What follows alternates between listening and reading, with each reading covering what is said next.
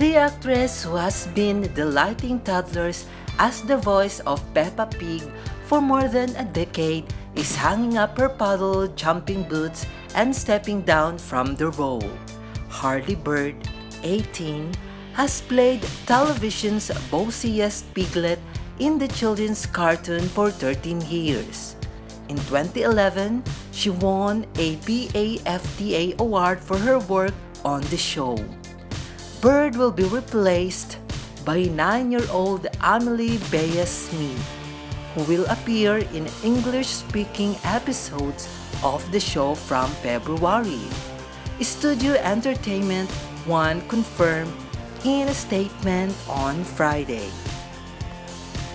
We're delighted to welcome Amelie to the Peppa Pig voice cast and confident that she will continue the strong legacy of the previous Peppa voice actors.